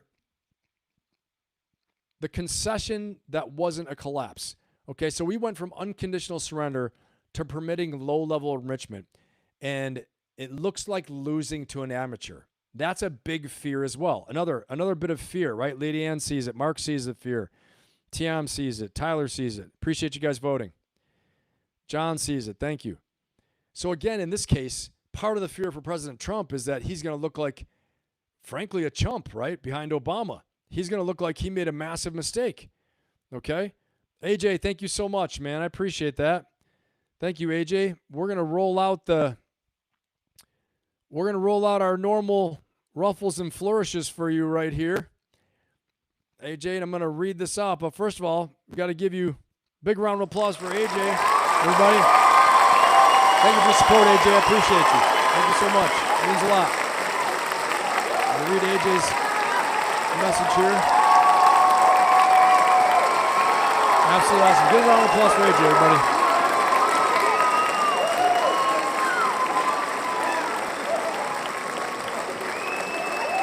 I got to put a little thank you in here. All right. AJ says, be kind, be professional, but have a plan to end everyone you meet. That is from General Mattis. You know what else he said one time, guys? When I was crossing the border from Kuwait into Iraq in 2004, he said, if they're good enough to shoot once, they're good enough to shoot twice. And all my Marines out there, you know how the Marines all reacted, right? 1st Marine Division, they're all going, ooh, going crazy. He said, and picture this, flags are flying, hot in the desert, nighttime, 2,000 Marines out there. He's on a stage, he grabs the mic, he goes, first thing he says, he looks at all of us, he goes, if they're good enough to shoot once, they're good enough to shoot twice. Everyone went crazy, man, crazy. Talk about like savages. Holy crow. 2,000 young Marines. Oh, good Lord of mercy. So anyway, that set the stage. Thank you so much, AJ. It means a lot, man. I appreciate you. Appreciate your support. Everybody appreciate all the support out there. Yeah, he said that. Yep. Mattis, the goat of goats. What keeps you up at night, Mattis? Nothing keeps up. I keep other people up at night. That's right. He said that. Guys, one time I was working with General Mattis, like directly, and I met him because he was known to wake up really early, right? I had to meet him at 6 a.m. I was told by his staff, get there at 4:30. He'll surprise you. He'll be there at 5. Sure enough, I get there at 4:30. 30 minutes later, he comes down at 5, an hour earlier than he was supposed to come down. And I greeted him. And so I said, good morning, sir. So I said to him, good morning. He looked at me like this. He goes, there are no good mornings in CENTCOM. And he goes, we lost like 10 people last night. I was like, holy cow. So there you go. That was General Mattis. And I've had some, close experiences with him. Very interesting guy, brilliant guy for sure. So let's keep on going on this. Again, we can go ahead and check the straight. Let's check the straight. Actually, we're going to check the straight tracker. 110 days closed. Straits have been closed for 110 days. There's the flow. You can see there are 0 ships. Guys, look up here. Class, look up here on the blackboard.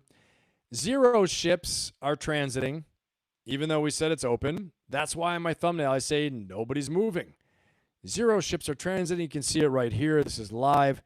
0 ships transiting. This is Ketchum Island. No ships are going through. 0 ships transiting. Now, guess what? In the Straits of Hormuz tracker, the last 24 hours, 0 ships have gone through. The normal daily average is 60. Okay, 60. 0 going through right now. War risk insurance, extreme. Tanker spot rate, 200. Okay, it's up 300% pre-crisis. U.S.-Iran peace deal reached, formal signing scheduled for June 19th. Again, we already think it's not going to happen because Lebanon is not clear. They are not checking what the needs are for Iran, so I don't think it's going to happen. All right. Well, we're going to jump in. Check this out in 1 second. Okay. Remember this, guys. Okay. When you anchor, okay, here's what happens. A lot of the times, the other team, another party will anchor to a position. Okay, they anchor at an extreme. We'll never do this. So Iran is anchoring on Lebanon. Okay, they're saying we won't end the war until Israel ends the war in Lebanon as well. Okay, they're anchoring at an extreme. They're not saying, okay, we'll open up the strait, you stop, you leave us alone. They're anchoring against Israel in Lebanon. Okay, they're extracting on the issues that matter most. Okay. And they're giving ground on the one you were always willing to trade. So they're going to give ground on the ones they're willing to trade. They're gonna anchor on the most important extreme. When they anchor on the extreme, they're trying to extract concessions on the issues that matter most. So we got to see, what is Iran's issue that matters most. I mean, obviously not getting destroyed, that's pretty good. But it sounds like the Lebanon thing is pretty damn important, right? The whole Lebanon issue is really important to them. Okay? And we have to ask, why is that? Why is that so important to them? Do they want to try to break the US-Israel alliance? Give me a 1 in the chat if you think that they're trying to break the US-Israel alliance. If they're trying to show they're trying to drive a wedge between the US and Israel. You guys tell me what you think. But as we go through this, can it be? Can it be that the reason why Iran is anchoring on Lebanon is because they know it's the one thing that Israel will not give in on? Okay? But you guys tell me. If you think Iran is trying to drive a wedge between the U.S. and Israel, and they see this happening, and they're anchoring in on Lebanon, Israel withdrawing from Lebanon, because they do it, it's a big win. They know Israel will never do it, and they know the U.S. wants to get this peace deal. And so they're blaming Israel, and there's this triangle, right? Almost like a love triangle. And so tell me what you think, but give me a 1 in the chat if you think Iran sees this vulnerability and they are trying to drive a wedge. Yes, triangulation. Exactly, Lady Ann. They're trying to drive a wedge between, Luke says, I think they're just tired of war. Which side, Luke? Which side do you mean? But they're trying to drive a wedge between the U.S. and Israel. I think that might be possibly it. Because if they can break the U.S. support for Israel, now Israel's isolated. If Israel's isolated and Iran actually looks better and more reasonable to the U.S., this is a massive win for Iran. Massive. Yeah, TM, I think so. Now that I'm thinking about this with you guys, I didn't come up with this ahead of time. I'm just coming up with it right now as I'm discussing this with you guys, right? So I think so too. It's a possibility. Trump must be sneaking them out with their lights off. He said it. What? Yeah. Let me see. How have we been surviving with a straight close that long? Okay, Luke said it's very interesting. It's about a leaked conversation by Freemasons and British military and government. Interesting. Okay, got it. Interesting. Yeah, I did, Ruby. I worked directly with him. Yep. Definitely. Okay, so check this out, guys. Now that you say that, actually, I'm not sure which one I have up right now, the Strait of Hormuz tracker, but I think we brought this up already. Oh, here we go. Maybe we didn't. Check this out. Did the U.S. sneak 100 million barrels of oil out of Hormuz, as Trump claims? The math doesn't appear to hold up, even though the U.S. has likely managed to get some oil out of the strait during the blockade. Live on television, President Donald Trump, sitting in the Oval Office, told reporters on Wednesday that the United States has been sneaking millions of barrels of oil out of the Strait of Hormuz, despite tensions defying Iran's restrictions on transit through the waterway. That is why Trump claimed oil prices have hovered around $90 a barrel in recent days, instead of staying above $100 a barrel, as was the case in early weeks of the U.S.-Iran war. I don't think so. I don't think this is the reason why. Okay? I think market manipulation, because a lot of this is speculative. It's on speculation. What is the future price going to be? What are the future prices going to be? That's a lot of the times where these prices come from. Okay? And remember this, when you anchor on an extreme position, like Iran anchoring on Israel, saying Israel has to leave Lebanon, they know they're going to get concessions. I think the concessions they want is they want the U.S. to not support Israel so much. It's their number one ally in the Middle East, right? And I think that's what Iran's trying to do. They're trying to break the coalition, trying to break the alliance, and trying to make the U.S. go its own separate way and say, you know what, we're done with you. I mean, Trump's already dropped F-bombs on him publicly several times. And remember, anchoring isn't really lying. It's defining the room. The number you open with isn't the number you expect. It's the gravity that pulls the whole negotiation toward your center. When you open soft and you open soft and negotiate against yourself before the other side says a word, right? I mean, I'm just saying, I think when you anchor on a hard position, it causes the other side to have to come towards you. Okay? And so that's what Iran's doing. They're playing hardball. It's a huge thing. Okay. let's talk about this. Let's talk about this. When two parties can't be in a room without ego or history blowing up the deal, you don't force the room. You build a bridge through a third party who can say the hard thing, okay? That neither of you can say without losing face. Knowing when to leave the room, we used to call this going to the balcony. Go to the balcony, take a break, get away, get out of the room for a little while, cool down, calm down. But knowing when to leave the room to take a break is a leadership skill. It's not a weakness. In this case, this is the role Pakistan's playing, the mediator. So if this falls apart, who are the people to blame?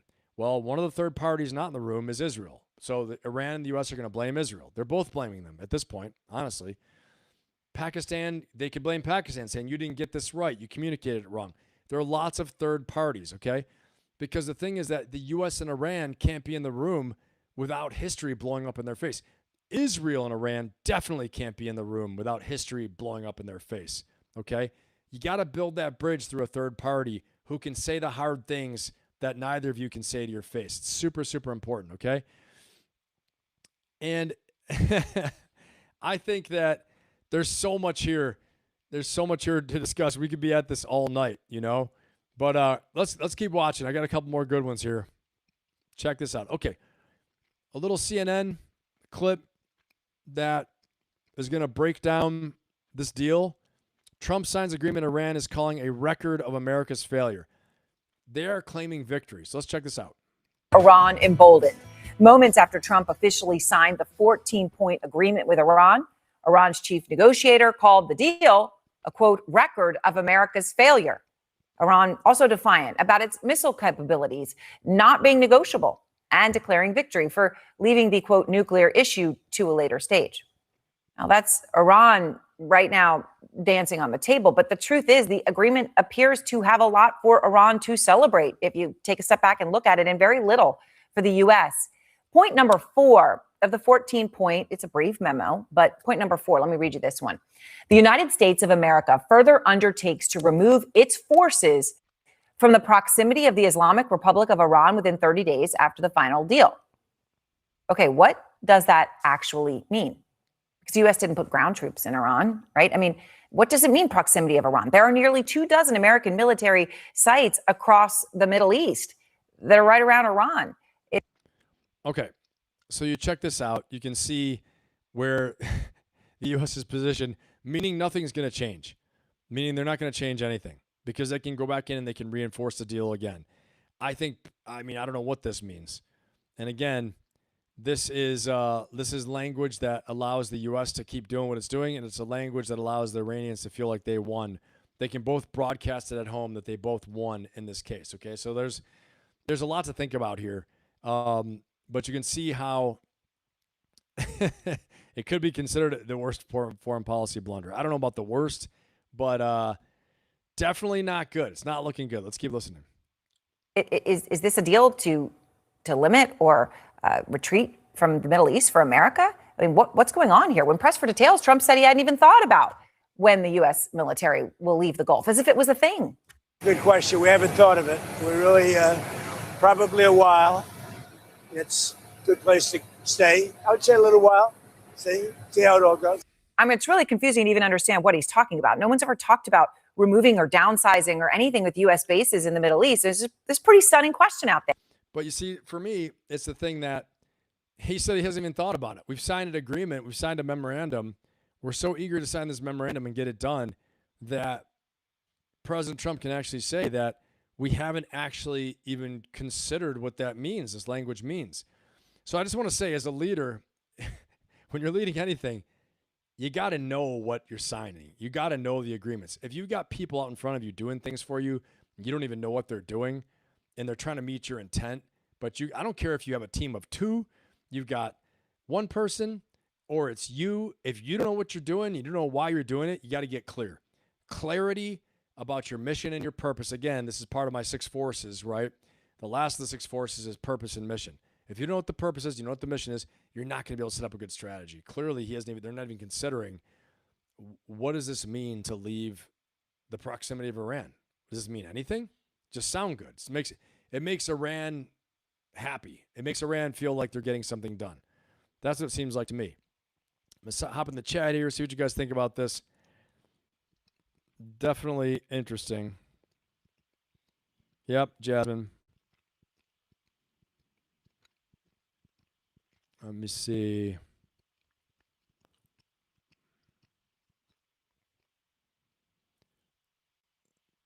The math isn't mathing. That's right. Withdraw the carrier strike groups. They can't stay forever, but each can be replaced by. Yeah, exactly. They can be right back there. Yeah, there's a lot to that, Luke, for sure. All right. Let me jump back in here. Let's listen a little bit more. I know this is a major news source here at CNN, but they do some decent coverage. Let's just listen to what they have to say. There.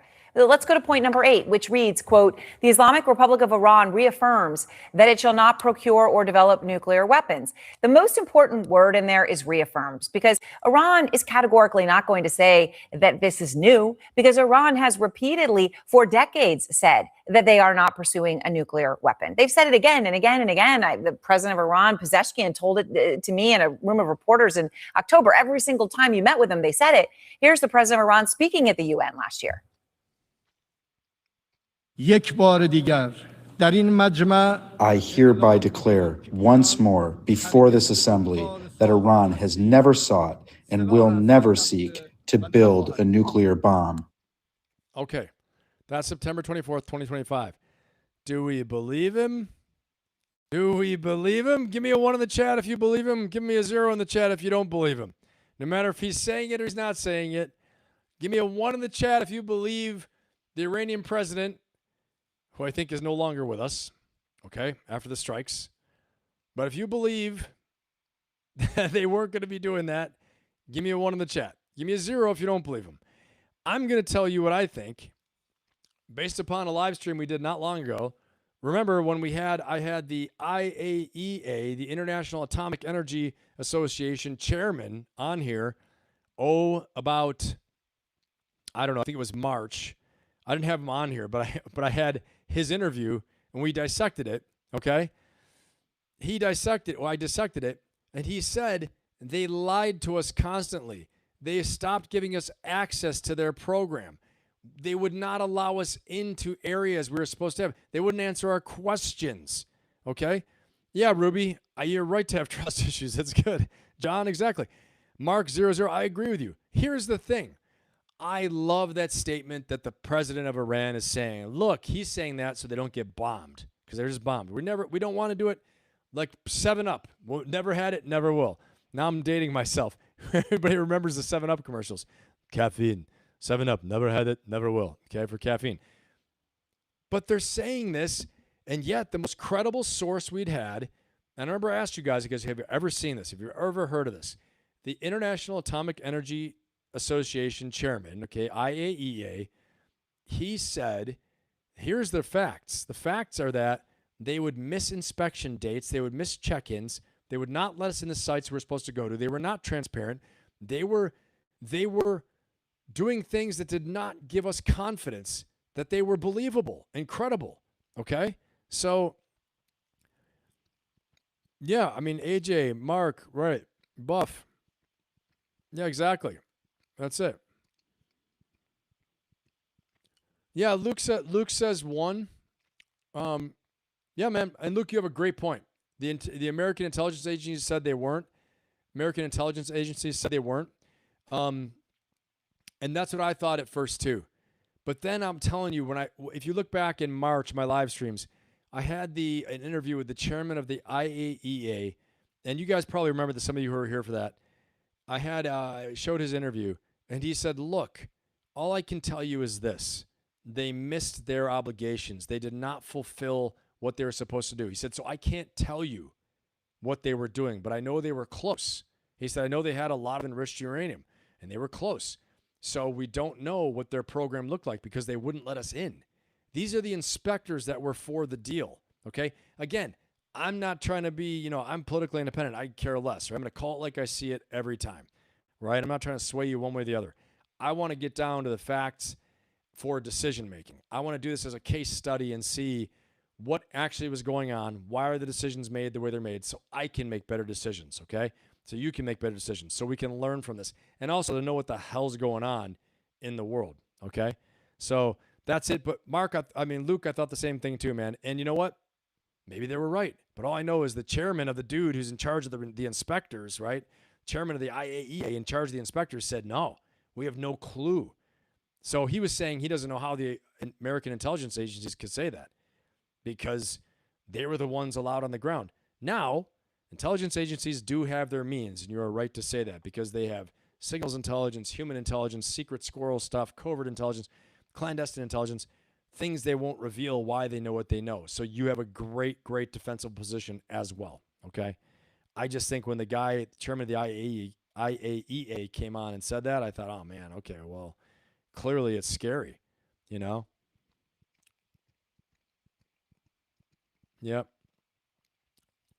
All right.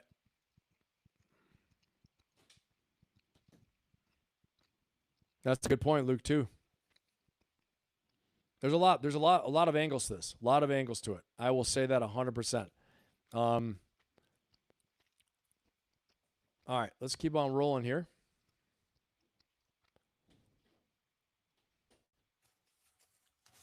So Iran has said that again and again. Now, as to whether that actually is what they were doing, well, that's the whole point of the issue. But the fact that they're saying it... You see what she's saying. Whether they're actually doing it, that's the whole point of the issue.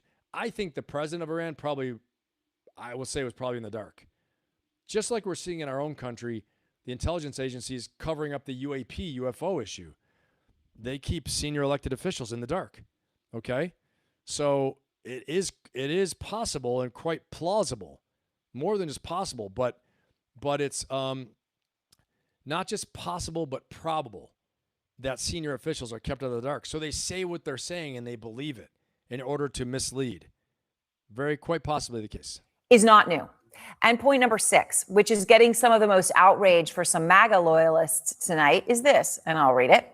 The United States of America undertakes with regional partners to develop a definitive, mutually agreed plan with at least $300 billion for the reconstruction and economic development of the Islamic Republic of Iran.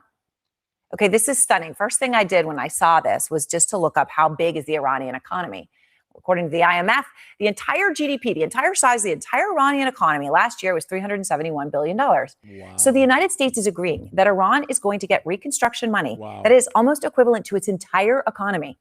Let's put it another way, doubling the size of Iran's economy. Wow. Guys, give me a 0 in the chat if you not know that, because I didn't know that. The fact she just stated, I did not know that. Give me a 0 in the chat if you did not know that. Give me a 1 in the chat if you knew that the $300 billion was basically the size of Iran's economy. So they're going to make their money, $300 billion right now, and then we're going to give them another $300 billion so they can rebuild.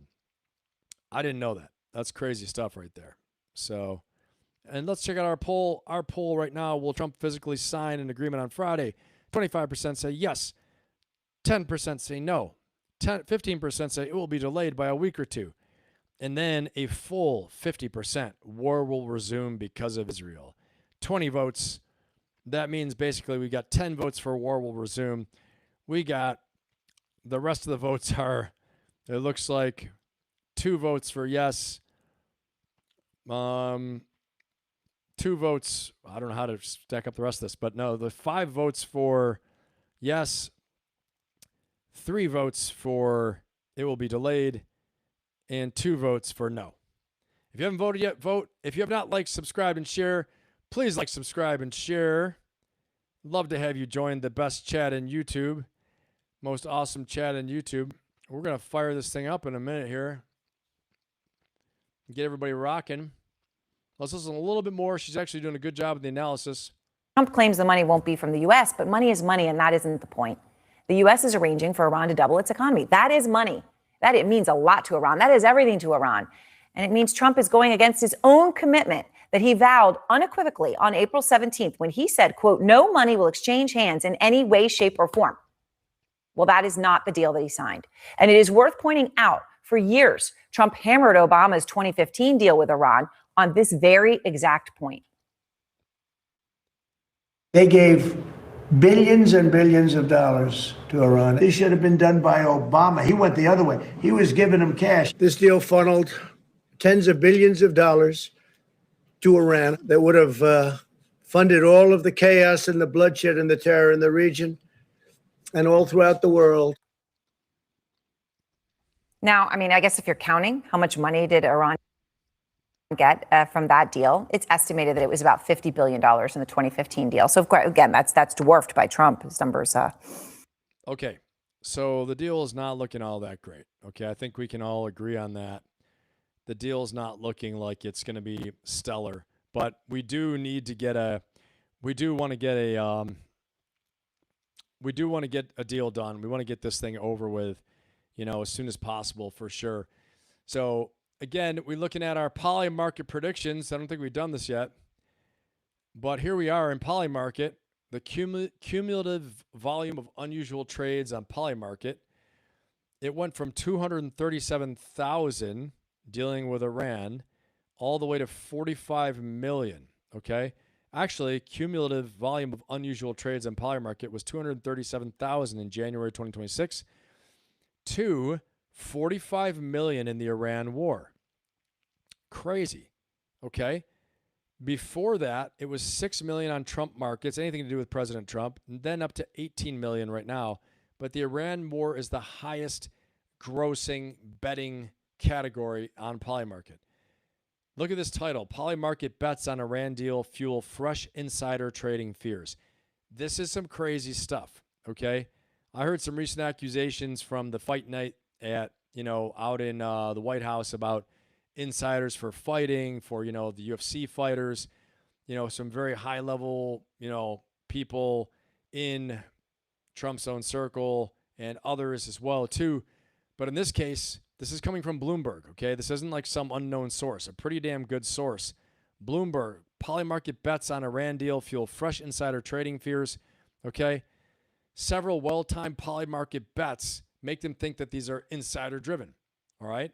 But I mean, this is crazy town. Are we betting? Do we have people who are betting on the war and what happens? Guys, give me a 1 in the chat. Give me a 1 in the chat if you think that there are insiders in the administration betting on Polymarket about the Iran war, taking bets so they can make money, like the guy did with the Venezuela. I think it was a Green Beret, actually, who bet like $40,000 on the Maduro raid and ended up winning like $650,000 or something crazy. Buff says Iran is 24 billion in unfrozen assets. 300 billion is 12 times that. What happens if they take that money and use it for funding nothing but building up terrorism? Well, that's the point. You're right, Buff. That's the point. Yeah. Yeah, Luke says it's pretty awful betting on war, but Rothschilds made all their money doing it. You got a good point. Juan Wick says 1. Ruby says 1 for sure. AJ says 1. Danger Buff. Jasmine says 1. John says 1. Guys, it's crazy. 100%. I'm going to tell you what. I feel like a little bit naive, but I was like, what the hell are they talking about? This is crazy. People doing this, Just absolutely nuts that people are doing this. Let's check this out. This is Mike Pence, former vice president, Mike Pence, largely fallen from grace from the whole MAGA movement and the Trumposphere. The Trumposphere no longer likes Mike Pence, okay? But Mike Pence seems to have maintained who he is, and they're interviewing him now on CNN. Let's check this out. On what's shaping out with Iran so far, does it make sense to you why the administration has still, 48 hours later, not released the text of that agreement? Well, Caitlin, look, Iran has been at war with the United States and our cherished ally Israel for 47 years. And I strongly supported the president's decision for the first time in modern history to take the fight directly to the mullahs in Tehran last year and then again this year. And I do believe the president has earned some latitude in negotiating an end to hostilities. But I have very real concerns. Apparently like an awful lot of people I just don't trust the Iranians.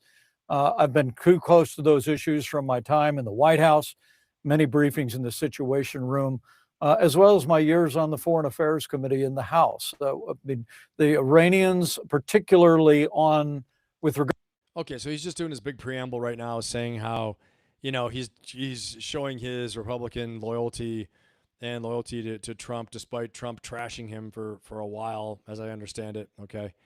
Mike Pence is a shrewd operator there, not taking the opportunity to take any jabs, which could probably come back at him. But let's see. He's going to do it. He's going to do all the platitudes in the beginning. He's going to take a turn here, I think, in a second. I've not seen it yet, but I believe so. Regard to their nuclear ambition, have essentially a legacy of lies. They lied their way through the Obama-Iran nuclear deal. We tore that up during the Trump-Pence years. Joe Biden returned to the politics of appeasement. And at least what we're hearing echo out of this potential memorandum of understanding, it smacks of appeasement. I mean, it sounds a bit like what I write about in my book, that the progressive left has long embraced appeasement against our adversaries like Iran, but there are voices on the populist right that would have us pull back from our role as leader in the free world. I don't think this is the time to pull back. I don't think this is a moment for appeasement, and I think... Okay, guys, so he's talking about appeasement.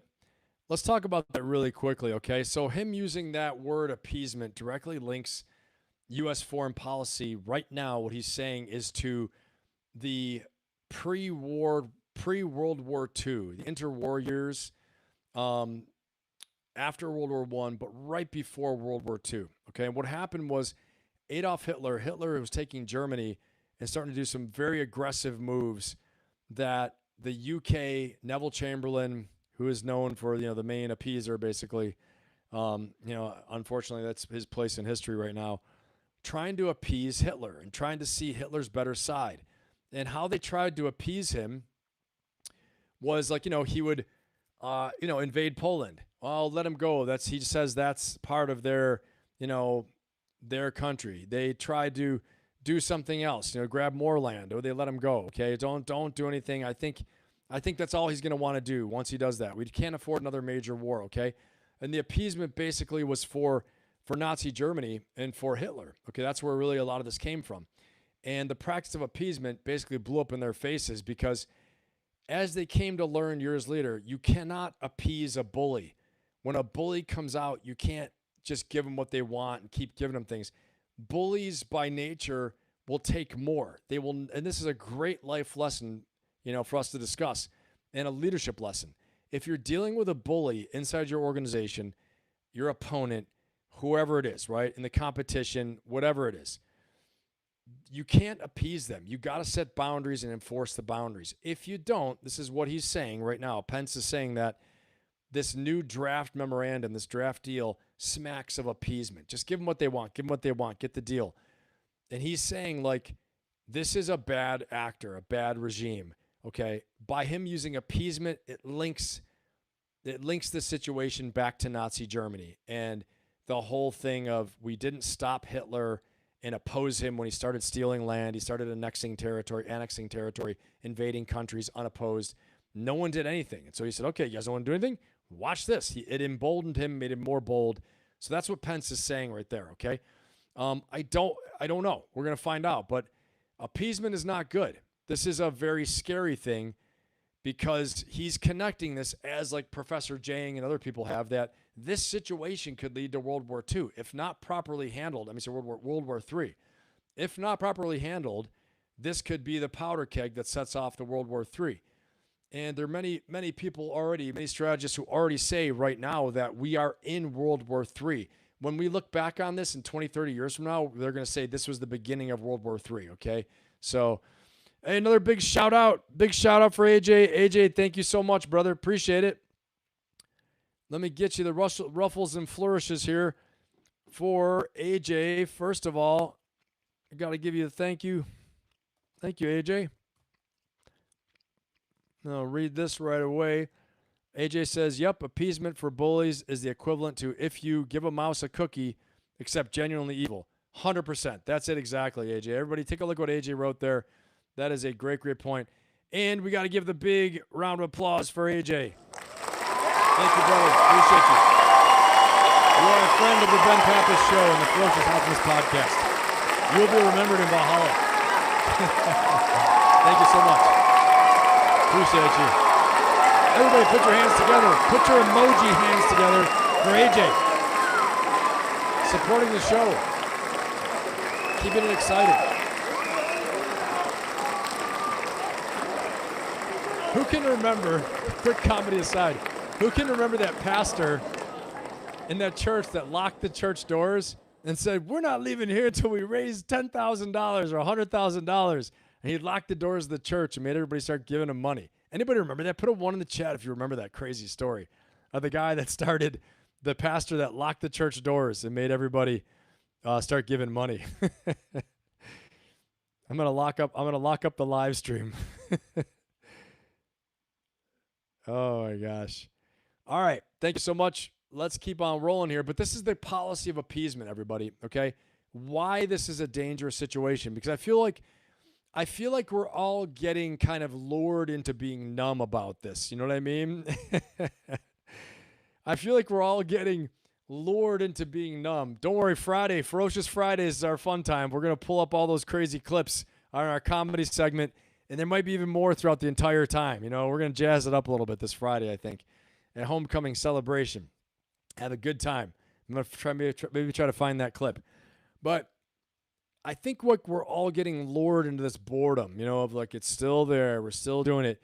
Not realizing that Iran is still in a state of survival. Israel's still fighting. The U.S., we're all back here kind of watching, hoping it ends, right? But this could be a powder keg that leads to something really, really bad because we're not as effective other than prices, right? Prices are important, no doubt about it. It impacts us at home in the price of everything. But I mean, China, their energy has been cut. I think we took 5% of their oil from Venezuela. We took 20% of their oil from the Persian Gulf, from Iran and from the Persian Gulf, mostly from Iran. That's a quarter of China's foreign oil requirement gone. Okay, as an example. Japan, same thing. Japan's oil shut down. When's the last time Japan had all their oil shut down? What did they do? Oh, I don't know. Called Pearl Harbor, maybe? So lots of stuff to think about right here, okay? Yeah, we're desensitized, Lady Ann. Exactly. So, exactly, we are desensitized. I'm just laughing. You guys are getting that reference. Ain't nobody leaving. That's right. Until we get lock people's phones in the live stream. Until we fire this puppy up. Let's go. Yeah, man, I've heard some wild stuff recently. I heard this one priest in Buffalo got busted for embezzling like $600,000 from the donations from the parish and was going on all these wild trips and buying himself stuff. Anyway, so Drewski's not wrong when he does all these little imitations. They're pretty damn funny. But that's the role of the comic and the jester, right? To point out things in a funny way that aren't so good. So that's why we need our comedians, you know. They serve actually a real purpose. All right, let's look at this just in truth in advertising. This is the Iran conflict map. I don't have any new conflict right here, even though I had the reporting of the drone strikes out of Iran from that Israeli source. And here's 4 hours ago, Kalibov, the understanding of the Memorandum of Agreement is based on the principle of reciprocity. If America does not fulfill its commitments, it is impossible for the Islamic Republic of Iran to fulfill its own. Every commitment we accepted in the Memorandum of Understanding is based on the principle of reciprocity. Article 13 was formulated on the same basis, meaning that if America does not fulfill its commitments, we will not take any action. Okay? Yep. Trump endorses 5 hours ago. Trump endorses Iran having ballistic missiles. I'm saying that if other countries have them, it's a little unfair for them not to have some. So again, you know, this is why Pence is saying it sounds like appeasement. Okay? What do I think? I mean, President Trump, he might be right there. You can't totally defang them. I mean, we crushed them, right? But, well, yeah, we could. We don't totally defanged them right now. He's saying they can rebuild some of those things. Now, just so everyone's clear, Germany had such hard terms after World War I that they couldn't even really rebuild. They had to rebuild in secret, rebuild its armed forces. But Germany resented so much the terms that were put on them after World War I, it gave rise the harsh economic conditions. So, guys, hear me out on this, all right? The harsh economic conditions after World War I and the harsh sanctions and things that were imposed on them after World War I, including militarily, economic, and the reparations they had to pay to all the countries in Europe after World War I, caused Germany to resent so much the rest of Europe and everybody else for putting these sanctions on them and these measures on them, okay, that they came back with a fury later. All right. So, they're going to have to do some concessions in some way, shape, or form. But this is why Pence is saying it smacks of appeasement. All right. All right. Guys, do not forget to like, subscribe, and share. All right. It's always great to have new subscribers out there. And again, it doesn't cost you anything. If you think somebody could use seeing this, if someone would enjoy it, go ahead and share it with them. Okay. And make sure you put on notifications, turn the notifications on, because as you all know very well, sometimes I don't tell you when I'm going live for about an hour ahead of time. But typically, we're going to go live every Monday, Wednesday, and Friday. The next live will be this Friday, probably 5:30 p.m. Okay, between 5 and 5:30 p.m. Make sure you turn on notifications so you get that. Like, subscribe, and share, and it'll be awesome, awesome, awesome. This Friday is going to be a lot of fun. Ferocious Fridays are a good time, okay? So here's what this whole thing comes down to. A war that started with assassinations and a blockade got walked back into a signed framework. It still remains to be seen on Friday if they officially sign it, but so far we have electronic signatures. And not because nobody got soft or anybody got soft, okay, but because somebody on every side made cold, disciplined decisions under pressure, okay, type of pressure that most of us will never really feel, okay? They read the board. They saw what the brutal facts are, okay? And again, there's the third party, Israel, still trying to stop it at the same time, okay? The people who wanted an agreement, both sides built leverage. And again, leverage has to do with fear and coercion as well, too. The if-then statement. If you do this, I will do this. If you give me that, I will give you this, okay? So you have to have leverage. You have to have your best alternative to a negotiated agreement. Your walkaway position needs to be strong. For the U.S., the walkaway was we don't negotiate, we go back to war, okay? For Iran, it was like, okay, you don't meet our concessions, you don't give us concessions and meet our needs and our interests, we're going to keep the strait closed. You're going to come to war, we want you to go to war. We want you to invade because we can inflict damage on you, make it very costly, okay? But if not then, we're going to go ahead and close the strait. So they both had their walkaway position, but they conceded on purpose, okay? They both gave in a little bit. They knew when to leave the negotiating table. They knew when to try to say, okay, this is enough. Let's walk away and let's try to make something happen. Again, there's the third party trying to smash this agreement apart, okay, and trying to end it. And the people who wanted the agreement, they understood the signature was the beginning, but it's not the end. Friday, we don't even have a real wet signature yet, okay? We're going to see on Friday if it happens. We'll see if the situation in Lebanon changes with Israel. I don't think so, okay? You and I and everybody, we run the same playbook like this on a different level every week. Smaller stakes, same type of forces, your identity, mindset, dealing with fear, like I talked about, your energy, the environment you're dealing with, okay? The environment you're dealing with all of this in, and then also your mission and your purpose. And the leaders who win the high-stakes moments, they aren't fearless, okay? None of us are fearless. Courage is not the absence of fear. Courage is actually being able to take action despite fear, okay? The leaders who advance and make it and succeed in these times are the ones who decided in advance who they were going to be when the pressure hit, okay? Remember, pressure doesn't build character. It reveals the character you built before the pressure showed up, okay? And in that time, hard times will definitely develop your character, but it can definitely take you for a real, real ride and be very painful if you're not prepared for it, okay? So I want you guys to decide who you're going to be before the room gets hot, okay? Before things go bad. If things are already tough for you right now, if things are hard for you right now, you're going through a hard time. Like I always say, if you're going through hell, keep going. If you want to have an amazing accountability circle, of like-minded people that are ambitious, all trying to crush it this year and get ahead, check out my Ferocious Optimist coaching membership. The link is in the chat. It doesn't cost you anything to go ahead and look and check it out, all right? Our next live session is this Saturday. I would love to have you there. DM me if you have any questions, okay? You can hit me up on Instagram, or you can leave a comment on this live stream, and we can connect. If you want to message me, my email is ben@benpappas.com. Again, it's ben@benpappas.com. All right, guys, make yourselves better, make the world better. Have an amazing, amazing few days. I will see you all on Friday. We're going to rock and roll and do it. Ferocious Friday is going to be a lot of fun. We're going to go nuts on Friday, and it's going to be awesome.